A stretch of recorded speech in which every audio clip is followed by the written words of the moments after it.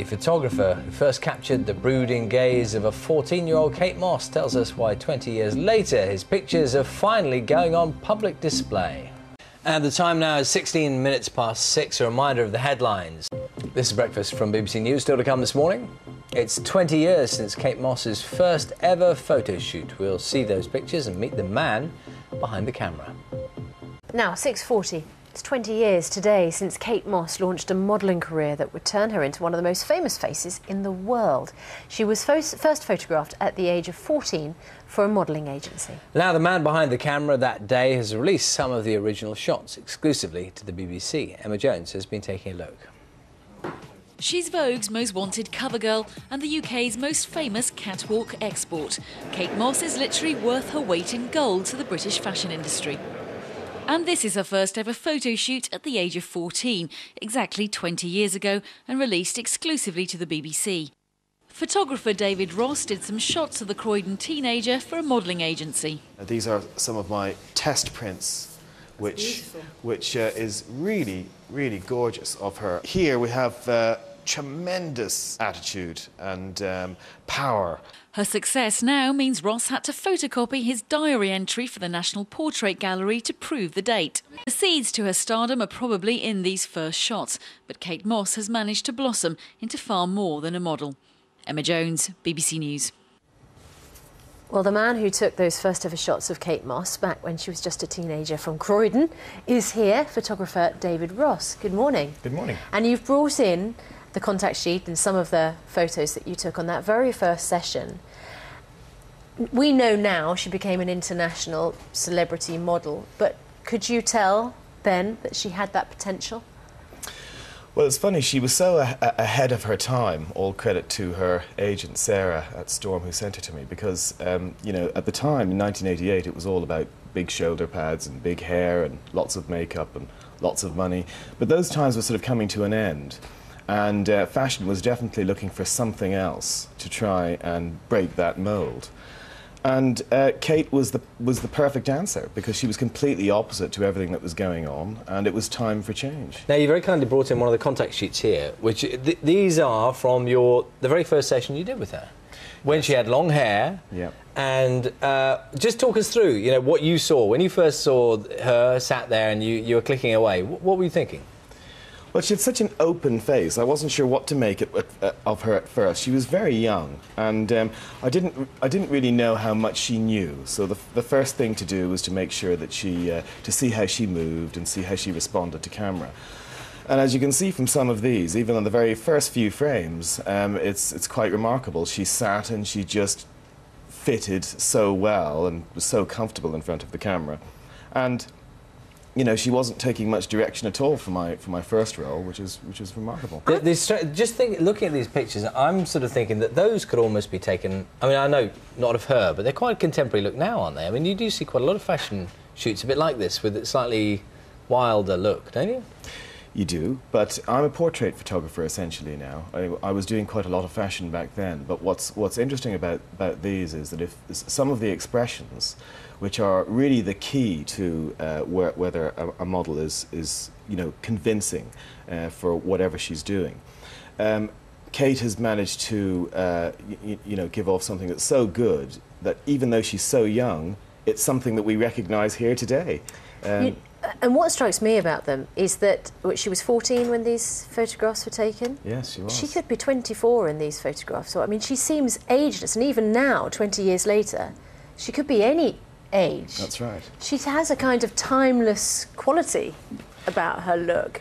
I think that's really what it's all about. It was very common, particularly in those days, to start girls off quite young. You know, you've got great skin, great bone structure, etc., etc. It was very common to work with girls that were very fresh and easy to work with as far, you know, for the camera. Now we have marvellous retouching and everything, so it's become even more difficult to tell as ages, etc. But it's about a look. It's about being able to have the right attitude, and it's something that you either have or you don't. She's an artist like anybody else. I think people underestimate what modelling is actually about. So it's a different kind of talent.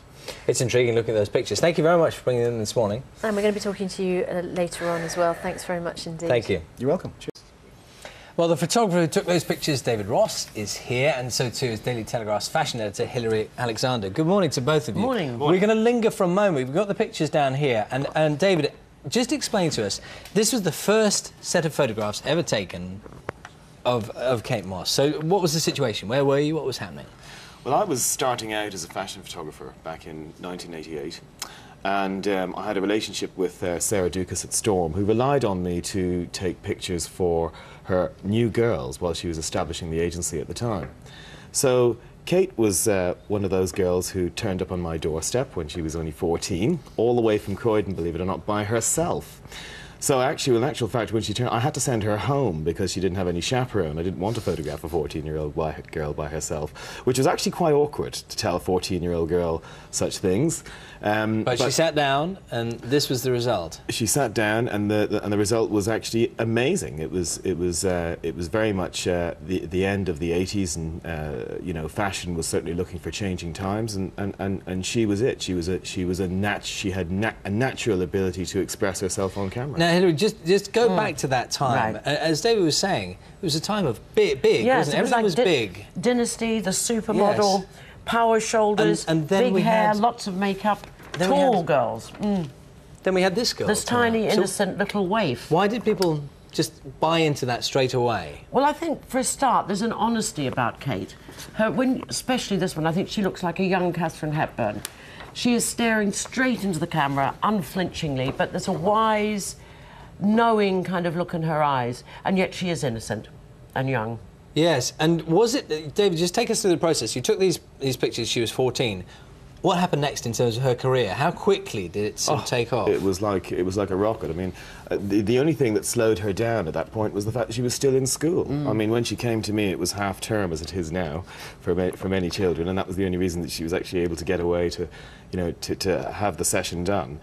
But I believe the photographs were later used to send around to all the different editorials and Ad agencies. ad agencies, etc. And she was just so fresh and so different, you know, and had such an amazing attitude. Expression is everything in in pictures. Yeah. If you can turn it on without sort of overworking it, which was very much what the scene was in the 80s. It was about really working it. And Hilary, take us through two things. Longevity in a modelling career is an extraordinary thing, and she's got that. But also, how do you become an icon? I mean, because that's what she has. She has this kind of iconic status that separates her out from other supermodels, if you like, doesn't it? Well, I think, firstly, she's extremely individual. She was the first sort of her breed, if you like, and she's retained an air of mystery.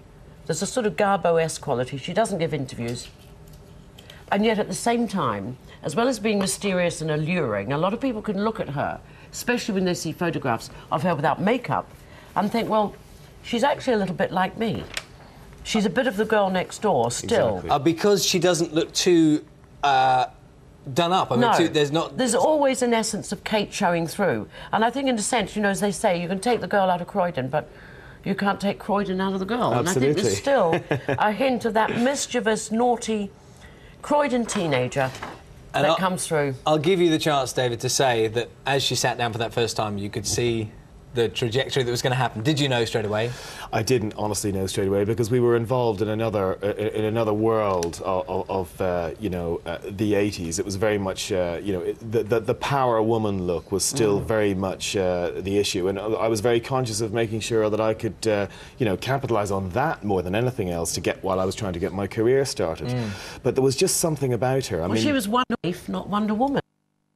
I mean, there was just something about her when she looked at the camera. There wasn't really any direction needed. I mean, I went on to direct her as I loaded more film, but it was just you either have it or you don't. It's an art form in itself. Well, look, we are out of time on this one, but thank you so much for bringing these pictures in, because I know not that many people have seen them thus far. So thank you very much, Hilary. Thank you to you as well. Thank you, John. Thank you.